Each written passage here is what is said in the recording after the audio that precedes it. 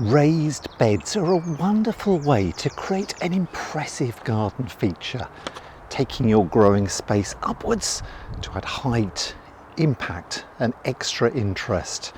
You could build a bed out of treated timber, but for a long-lasting structure I'd recommend investing in stone or bricks to make a raised bed that really will last for many, many years. Virtually any plants and flowers can be grown in a raised bed, but I decided to use mine to grow plants that wouldn't flourish in my garden's rather heavy clay soil. With a raised bed you can fill it with compost of your choice, so I chose an acid or ericaceous compost that would be perfect for growing those ericaceous plants that won't grow well in my garden soil. In my new raised bed I could choose all those acid lovers, like camellias that start flowering really early in the year, even before the snowdrops have come out, or for gorgeous evergreen azaleas like Sheila, my mum's namesake, with lovely rich reddish pink flowers and green leaves. You can create lovely plant combinations too, like here where I've planted Lithadora Blue Star alongside as a beautiful contrasting companion. And in the background you'll see one of my dwarf growing rhododendrons in full flower. This is the rose pink Surrey Heath. Reasonably slow growing, so a good choice, as it hopefully won't get too big and will provide many years of spring flowers.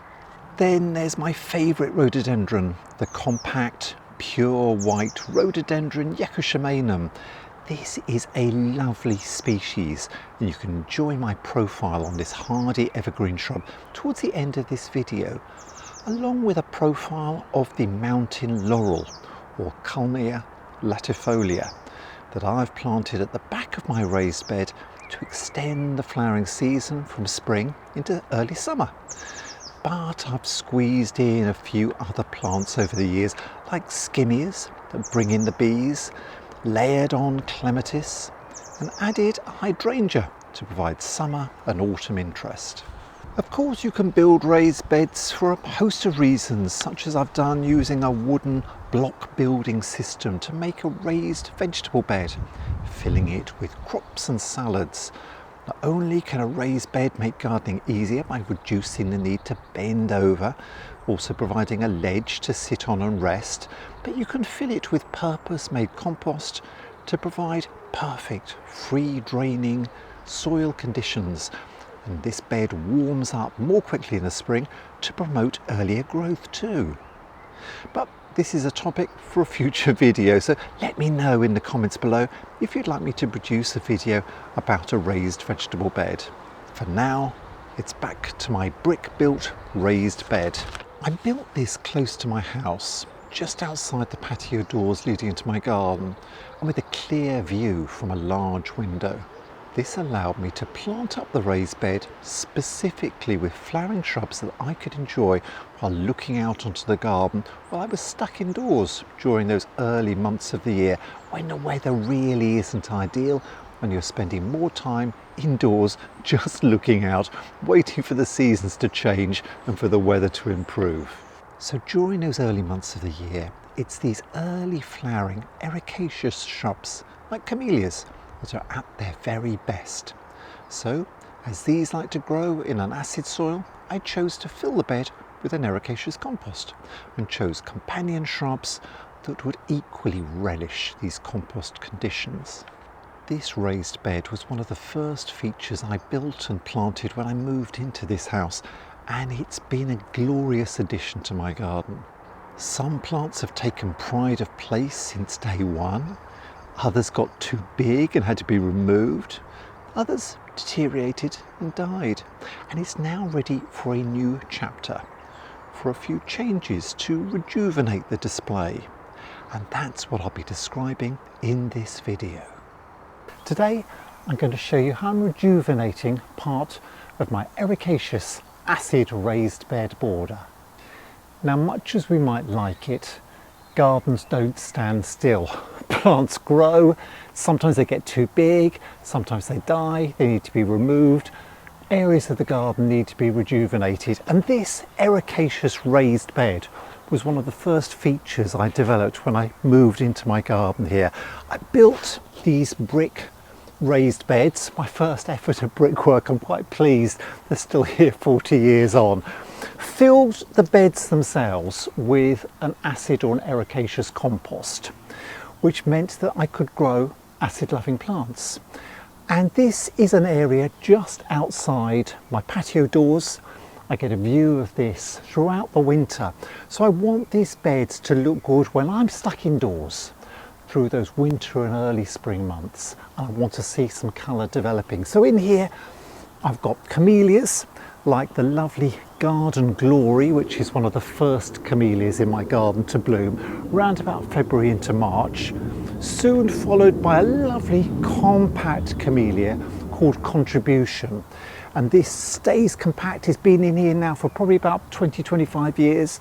It's a lovely compact variety, very free flowering, and gives me some early flowers. Alongside the camellia, I've got this lovely Skimmia called Q Green, and this has a nice bud on it through the winter months, which starts opening in the spring into these beautiful greenish white tinged blooms. The bees adore feeding on the flowers of Skimmia. And next to this, I've got a rhododendron. This one is Surrey Heath. At the back, one of my favourite compact rhododendrons called yakushimanum, species variety. I got that as a leaving present. I worked at a nursery down in Woking in Surrey called Slocott Nurseries back at the end of the 1970s, before I went to university and studied horticulture. And that rhododendron was my leaving present, little compact variety. And now 40 odd years on, it's grown into a beautiful dome, probably about 4 foot high. So it's a slow growing variety, comes into flower around about the 2nd to 3rd week in May. I put a hydrangea at the back of this bed here, so when the spring flowering evergreens have finished, I've got something to look forward to later in the year as the hydrangea grows up and comes into bloom. I lace Clematis onto this bed as well, more of that later on. And then in the middle here, I've got a lovely yew to give you that statuesque feature. So evergreens, early flowering varieties to give me flowers earlier in the year. But I've got an opportunity here to plant something new. Some of the plants have got a bit leggy, a bit overgrown, and I've removed them and cleared the decks. And it's now time to think about what I could put in their place. Now, as I say, this is an ericaceous bed filled with acid compost. And you can buy bags of peat-free acid compost. This one is an Azalea camellia rhododendron compost, completely peat-free, but it's acidic. These varieties of plants don't want an alkaline or chalky soil.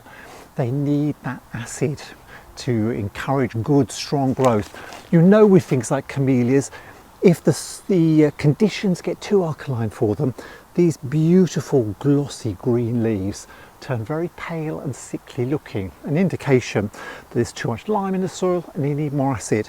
So I'm going to use this acid compost to fill up the end of the bed here. And when it comes to the plants to put in here, well, I thought something low like an evergreen azalea. And this is what I've got in mind.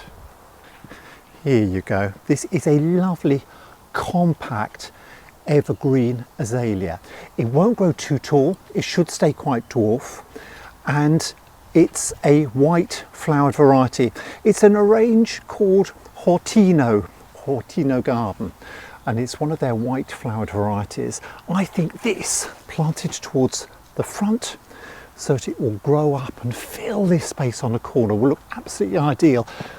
I've actually trimmed some of this camellia back so that it's not going to overshadow it too much. The sun comes in from the south round to setting in the west, so the sun should come into this bed nicely during the day, but it does overhang quite a lot, so I might well give this a little bit more of a prune as we go through the year. So I've got room in here for the evergreen azalea.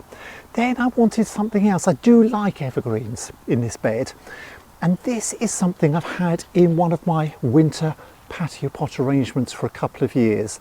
This is a Skimmia called Rubella.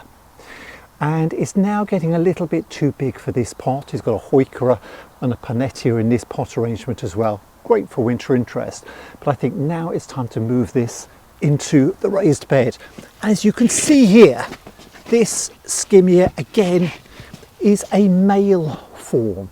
You can get Skimmias which carry both male and female flowers. You can just get female ones which have berries on them, but the male forms of Skimmia have a beautiful colourful bud through the winter, and that bud fattens up and swells as we move through late winter into spring. And now we're coming through March, the buds have started bursting open to reveal these beautiful little blooms. And like Kew Green that I showed you earlier, this variety gives a nice display of flowers through the springtime. Now I think this plant would look great in a holly, so I'm going to tip it out of this pot and put it in the bed there.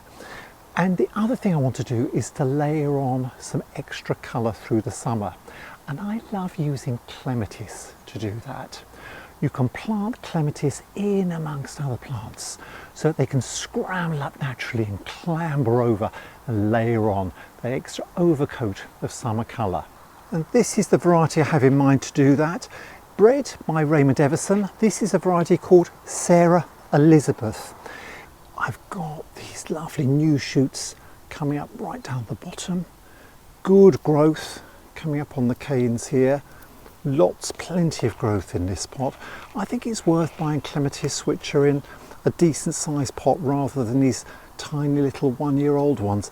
I know the small plants are cheaper to buy, but these bigger ones will develop and give you a really good early display. I've already got at the tip of the shoot here some of the flower buds starting to form. This will flower probably around about May into June time, and then successionally through the summer through into the autumn. Puts on about 4 to 5 foot of growth during the year.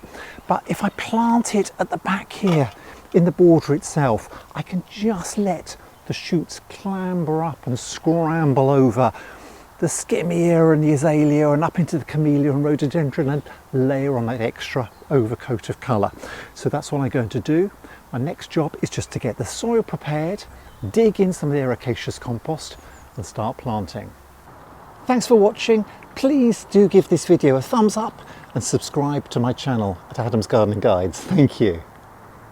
So my first job is to make sure that I've not only dug over and loosened the soil in this bed where I'm going to put the new plants, but also help to condition and improve the compost. Now, because a lot of these shrubs have been in this bed for many years, it's really congested with roots. So whenever you dig out a new planting hole, I dig along here just to help to improve the soil and break it up a little bit deeper down. I am going to cut in and damage some of the roots of the neighbouring plants, but I'm not going to worry too much about that.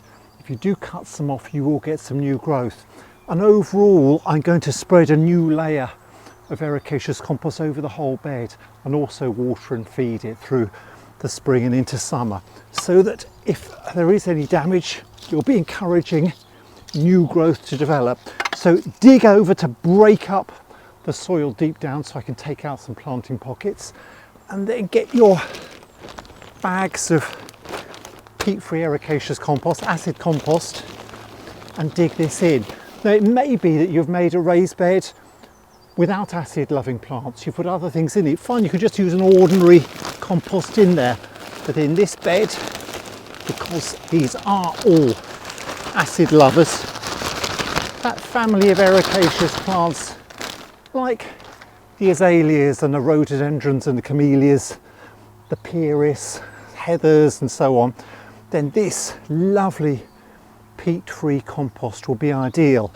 This provides the organic matter which will not only lock in moisture but also be acidic in character, so that leaves of the plants will stay green and healthy.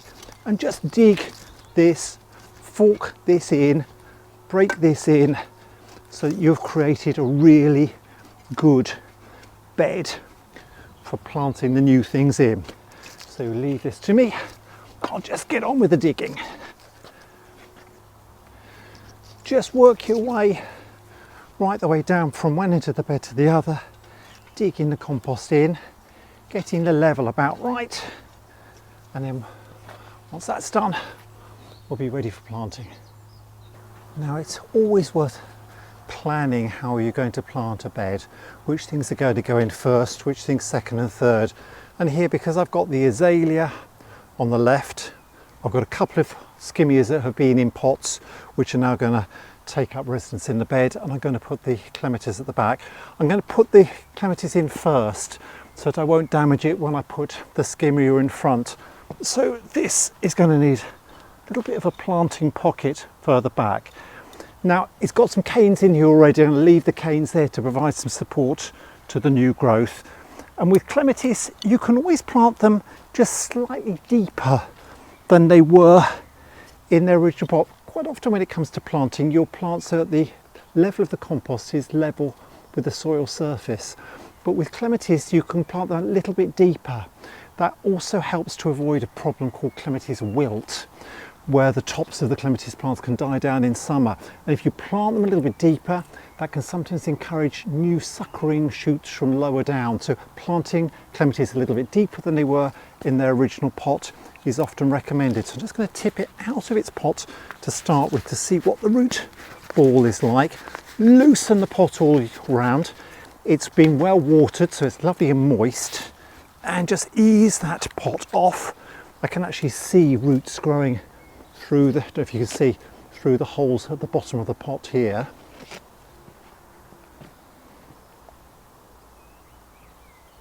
So it should be nicely rooted. There we go. Off with the pot. Look at that beautiful root system on this Clematis. So I'm going to plant this a little bit deeper, just mind the rhododendron behind me, and make a nice deep planting hole that I can drop this down into. Just check the depth of the hole again here.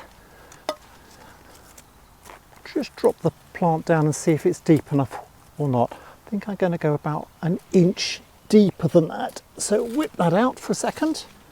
Just a little bit more compost out from the base of that hole there. Drop that back into place.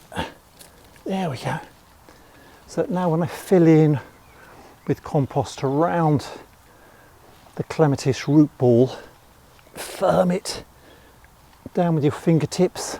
Don't need to over firm it. As you water, this will settle the compost down.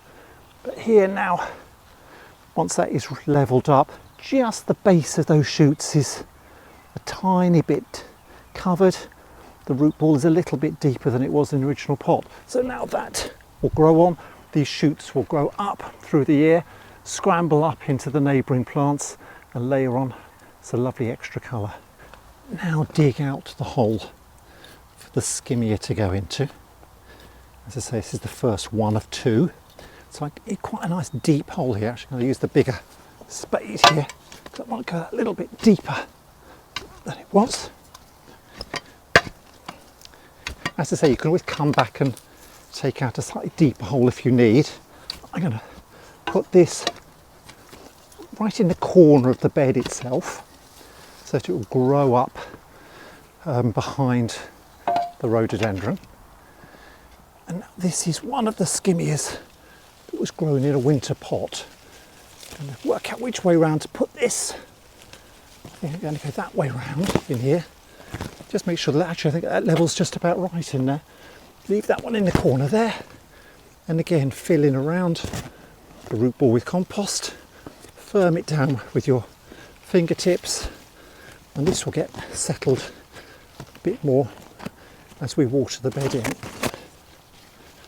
Now dig a planting hole for the second Skimmia. Again, if it's not quite in the right position, you can adjust it and move it. But I've had this growing in a pot. I've just loosened it a bit. Let me see how it goes. Here we go. Ooh, decent root ball on here now.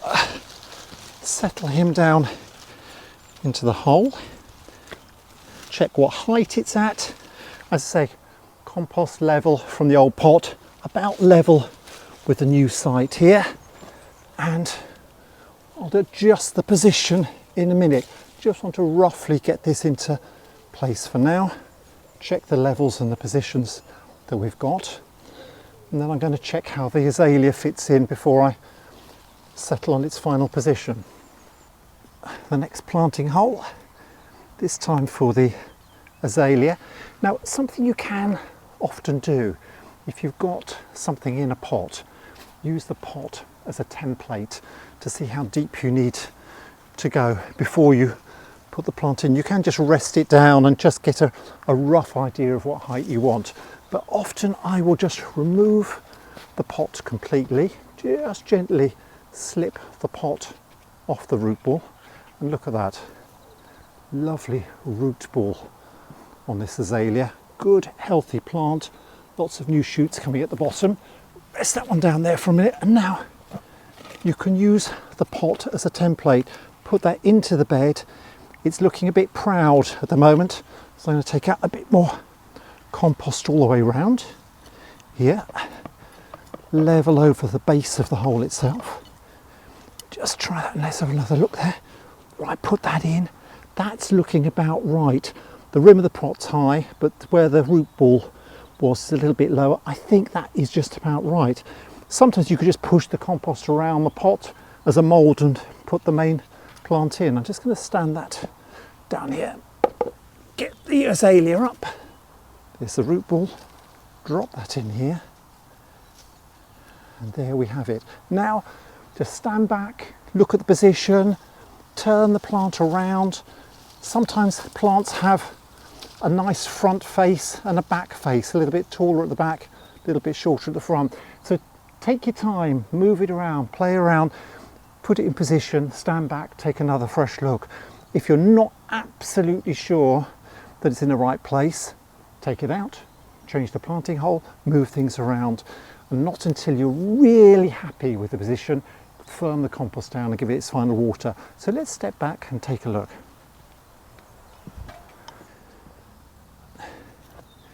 Yes, I'm quite happy with that. Once you are, fill in again, pulling some of the compost forward that I pushed to the back of this border, pull that in around the root ball of the azalea here, firm it down with your fingers, get the level of the compost right, all the way across the bed, around the azalea, around the skimmias that I planted, around the clematis at the back, and then once that's settled in, I'm going to give this a final water. Now for the final job, watering. Just settle the compost down around the root balls. Give them a good thorough watering from above. Get in to where the root ball is. Watering will help to settle that compost down well. Hopefully as we move through into April, I'll have some good showery weather as well, because you need to make sure that these plants do not go short of water at all while they're getting established. So certainly through this summer, I'll be checking watering regularly. During dry periods, I'll be getting some extra water on here. And being acid loving plants like these azaleas, camellias and rhododendrons are, if I'm watering with tap water, which I often am, I've got some water butts as well, but they'll quickly run out in the summer. But this tap water can contain some lime, and acid loving plants don't like lime. So what I will also do is I will give this whole bed a drench, probably 2, maybe 3 times during the course of the summer, with an ericaceous, an acid plant food. Something you might find on the market which is specifically made for camellias, rhododendrons, azaleas, and give the compost a really good drench with that, and that makes sure the conditions stay nice and acid, and it means that these leaves will stay nice and green and healthy. So final job of watering, I'll just give this a good soak, then I can wait for the flowering display to start. This azalea is going to be in flower probably in about a month to 6 weeks time, so filling the successional gap of camellias coming into bloom early, followed by the skimmias, followed by the azalea, the rhododendron and so on, giving you that lovely succession of colour. So when I look out of the house onto this bed, I've got this flow of colour going through week after week after week. As one thing's over, another thing takes its place, and this fills my winter and spring period. Later in the summer I can go down the garden and enjoy the rest of the garden, but at the moment when I'm indoors looking out of the window, I want this bed to be a real picture. And this lovely, beautiful white flowered azalea, an evergreen variety, will certainly fulfill that. And today I wanted to introduce you to one of my favourite plants, and a plant which has been with me now for over 44 years.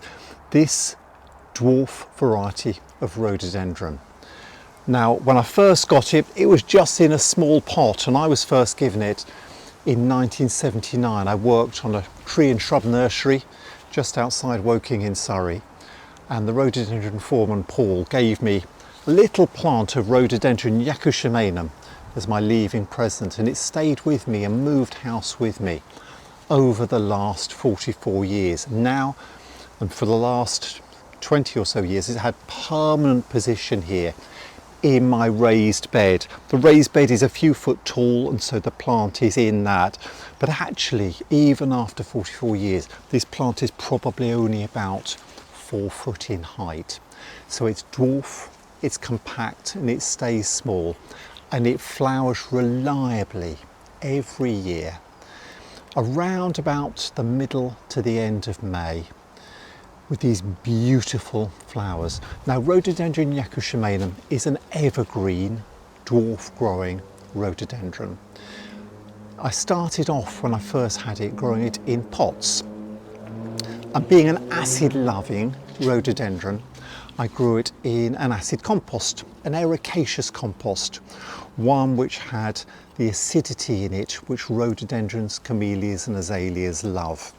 But after it had outgrown that pot and I moved to my new garden here in Cambridgeshire, built a raised bed and filled that raised bed, built with bricks, with an ericaceous compost, an acid compost.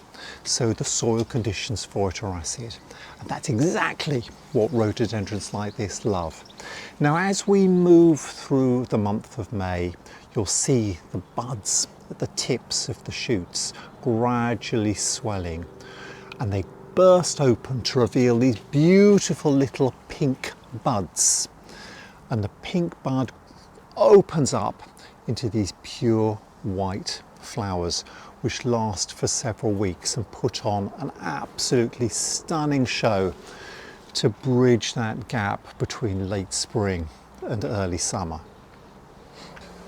Now, as well as me enjoying the flowers, you'll find bees visiting the flowers as well. They'll be going in and feeding on the nectar and pollen inside each bloom.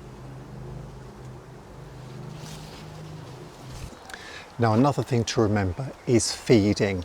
Growing in a raised bed of compost means that there isn't a massive amount of nutrition in that compost. So every year I feed it, and I use a specific acid fertiliser.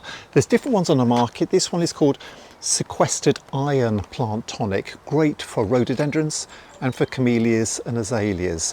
And that tonic boosts the amount of iron specifically in the soil. Now, with acid loving plants, if the compost gets a little bit alkaline, then iron doesn't become available for the plant roots to take up, and you must supply more. You've got to try and re-acidify the compost itself. One of the symptoms, well, there's several symptoms of low iron and an alkaline soil will be yellowing leaves. So the leaves start turning yellow, poor growth in general, smaller leaves and so on. But definitely that yellowing is something you often notice on acid-loving plants like camellias and rhododendrons. You'll see the leaves, rather than being beautiful and pure green, they start taking on a yellowy, a pale look, and you must boost the nutrition. Now, this sequestered iron product comes in a little sachet, and I just dilute that in a watering can of water and just drench around. And I'll do that probably in the spring, May, June time. And if the plants look like they are pale through the year, I'll give them another boost of tonic as well. So don't forget to give your rhododendrons at least one annual feed with an ericaceous fertiliser or a sequestered iron product. Here you've got a little bee visiting this flower here. The bees do love feeding on the rhododendron flowers. just going inside. That little bee there is absolutely covered in pollen. Comes out, just going round, feeding on those little flowers. Now, this rhododendron is particularly trouble-free. Really don't have to do anything much to it every year. After it is finished flowering, just mind that little bee coming there. Once it's finished flowering, I will pick off the dead flower heads. I'll pinch those away just to tidy up the plant completely. And then I really keep an eye on watering through the year. As this plant is growing in a raised bed, it could dry out during the summer, and I really don't want that, or the plant will start losing its leaves. So the main thing I keep an eye on during the summer months is watering. If the weather is dry and the soil conditions are getting dry too, then I give it some extra water. Rainwater would be best if you possibly got it. Otherwise use tap water, but tap water can contain a lot of lime in it. If you live in a heavy water area, you've got a lot of lime in your water, then that's not the best of things to give to acid loving plants like rhododendrons, because it increases the alkalinity of the compost. So rainwater would be best if you can possibly get it. Now, being naturally dwarf and compact, this has been a real joy for plant breeders to use. They've taken rhododendron yakushimanum and crossed it, bred it with other varieties and species of rhododendron to introduce that compact habit. And so you'll find a lot of the dwarf rhododendrons that are available nowadays to grow in your gardens in smaller spaces, in pots and containers and raised beds like I've got here, have been bred by using this lovely rhododendron yakushimanum and introducing this into the breeding program, so that the merits and the benefits of this lovely evergreen variety can be put into those other newer varieties. There's only one place in the world where rhododendron yakushimanum can be found growing wild. That's on a little island off the coast of Japan called Yakushima, giving this rhododendron its name of yakushimanum.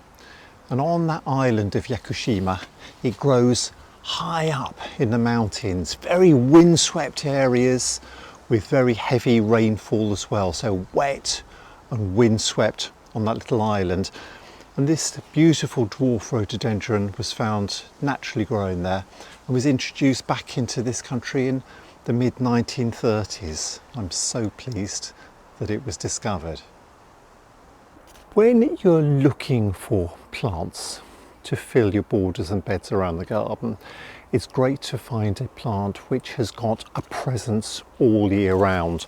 And that's why I chose this evergreen flowering shrub to take a pride position in a raised bed filled with ericaceous acid compost just outside the back door of my house. This is the mountain laurel. Its Latin name is Kalmia latifolia. This plant's been in here for a number of years now, grown. Now it's a few feet off the ground at the bottom of the raised bed, but it's probably now about 5 foot or so in height. Forms a lovely bold feature, and this brings the flowering display in my acid bed to an end. Season started with rhododendrons and camellias and azaleas coming through February, March, April and May, and as we move into early summer, into June, the Kalmia comes into full flower. If you enjoyed this video, then I'd be really grateful if you could click below to give it a thumbs up and subscribe to my channel, and I'll produce more videos like this for you in future. You'll also find dozens more videos on my channel that provide planting ideas and practical advice, so please check these out too. Thank you. Once flowering's over, some deadheading is needed to tidy up the plant and display. So wait a few weeks and then these old seed heads can be gently picked off. Just go over the whole plant bit by bit, grasp the old seed head and just almost tear it off. It will break away quite easily You could use a little pair of snippers if you want to loosen them, but otherwise sometimes just putting your nail in, bending them back, and they will come away. Just remove all of the seed heads to tidy up the display. New leaves will be developing from the tips of these shoots as well, and those new shoots will carry flowers the following year. Kalmia is an extremely hardy evergreen shrub, a member of the ericaceous or heath family, hence its requirements for an ericaceous or an acid soil. A peaty soil would be perfect too, but Kalmia dislike lime or an alkaline or chalky soil of any sort. If you've got an area that likes camellias or rhododendrons or azaleas, perhaps in a woodland garden setting, then Kalmia should flourish too, making a good companion that extends the flowering season from those early spring flowering shrubs well into summer. When fully mature, some varieties of Kalmia can reach up to 12 foot or more in height, but this could take many years, so I wouldn't be too worried about them getting too large in most gardens. And to be honest, Kalmia don't really need pruning at all, so try and grow them where they have the space to fill with their natural shape and beauty. Different varieties of Kalmia have buds and open flowers in different colours, from red through to pale pink, some white, others two-toned with bands or spots of deeper pink, red or even burgundy around them. I'm growing Kalmia latifolia in my garden, which is a native to areas of North America, such as New England, Quebec, New York State, and Ohio down to Louisiana and West Florida. In these areas, it was commonly found growing in deciduous forests and often among rocks on an acid soil. Its common names include mountain laurel, calico bush, or spoonwood, as the Native Americans may have made spoons out of it, although this could just be folklore.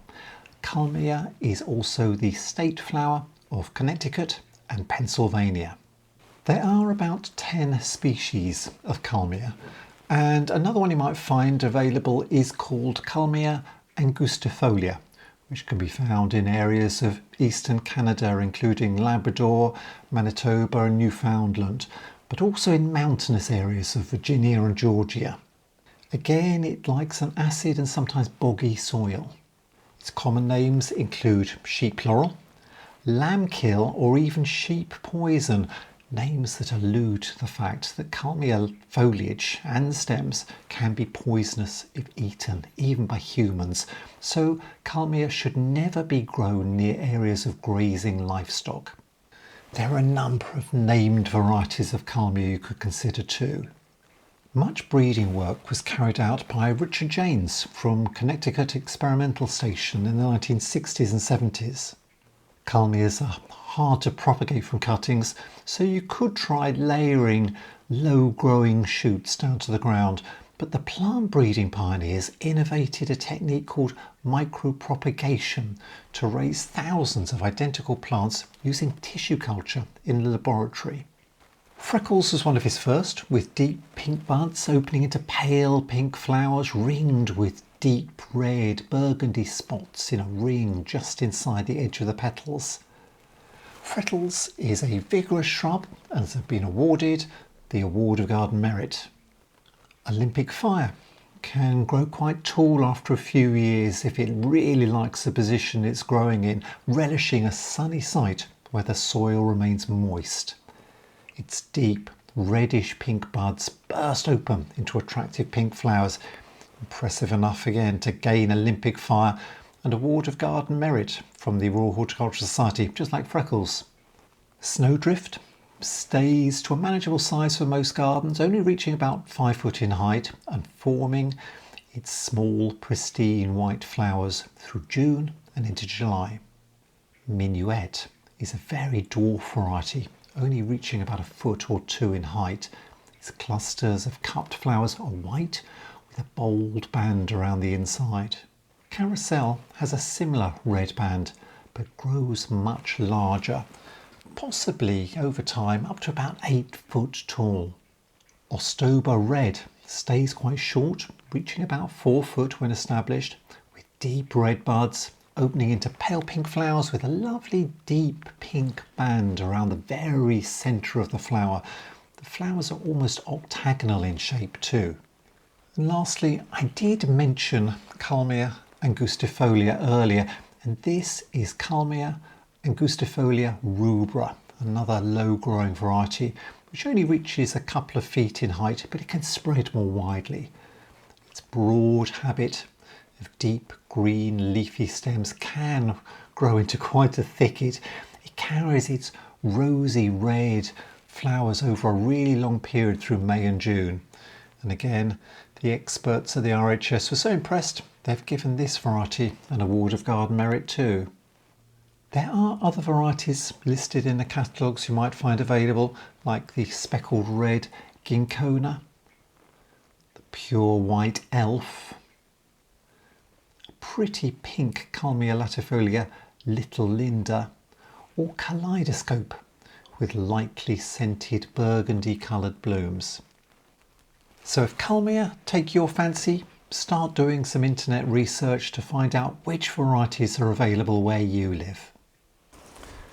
So there you have it, the lovely evergreen mountain laurel, giving you a flowering shrub which really does steal the show in early summer. Lots of different forms, dwarf forms, compact forms you can choose. The ordinary Kalmia latifolia, a great choice for the garden, very trouble-free, flowers every year. Just that deadheading to remember once flowering is over. Otherwise it might be something you could find a space for in your own garden. Thanks for watching. Please do give this video a thumbs up and subscribe to my channel at Adam's Gardening Guides. Thank you.